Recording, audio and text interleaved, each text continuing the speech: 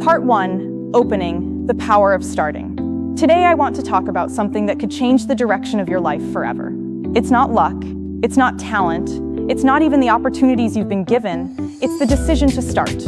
Most people spend their lives waiting for the right moment, the perfect plan, or the guarantee of success. But let me tell you this, the perfect time will never come. If you wait until you're ready, you will wait for the rest of your life. You see, success doesn't belong to the smartest, the richest, or the most talented. It belongs to those who are willing to take the first step, even when they are scared, even when they don't know the whole path, even when the world says they can't. Today I want you to remember one thing. You do not need to be fearless, you just need to be brave enough to begin. Part 2, the myth of the perfect moment. How many times have you told yourself, I'll start when things calm down. I'll begin when I have more money. I'll do it when I feel more confident. Here's the truth. Life never calms down. Bills will keep coming. Doubts will keep whispering in your ear. The conditions will never be perfect. Look at some of the most successful people in history.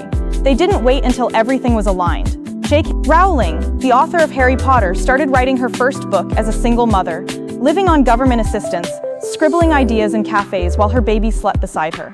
If she had waited for perfect circumstances, the world would never have read those books. Steve Jobs started Apple in his parents' garage. No fancy office, no massive capital, just an idea, determination, and the courage to start. Colonel Sanders, the founder of KFC, was 65 years old when he began his fried chicken franchise. He had no money, just a recipe and a belief.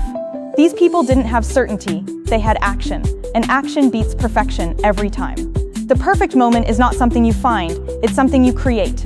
The moment you take that first step, you make it perfect by moving forward. Part 3, Overcoming Fear and Doubt. Let's be honest, starting is scary. Fear says, what if you fail? Doubt says, what if you're not good enough? But I want to ask you this, what if you succeed? What if you discover strengths you never knew you had? Fear will always be there, like a shadow. You can't get rid of it completely, but you can choose to move even with it following you. Here's a secret, fear is actually a sign you're growing. If you feel nervous, it means you're stepping out of your comfort zone, and that's where all the magic happens. Instead of trying to be fearless, aim to be courageous. Courage is not the absence of fear, it's taking action despite it.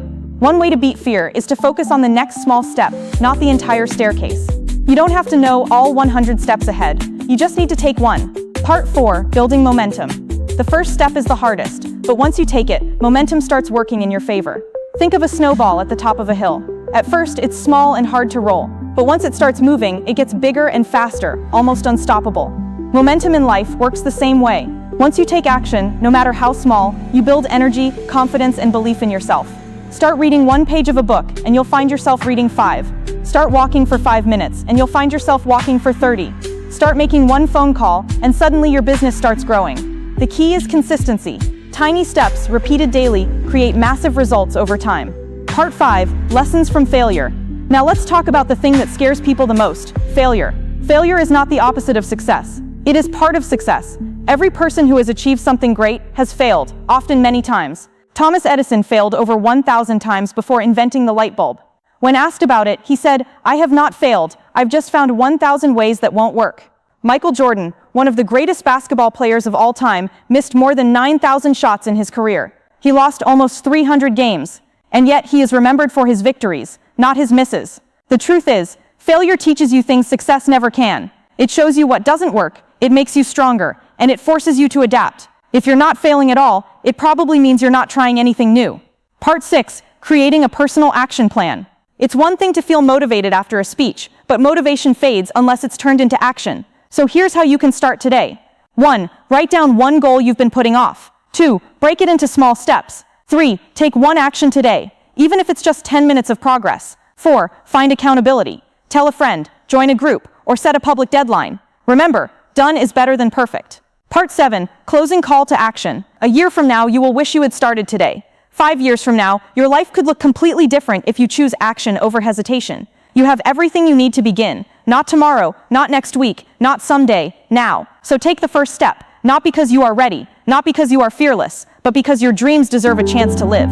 Your future self is watching you right now. Don't let them down.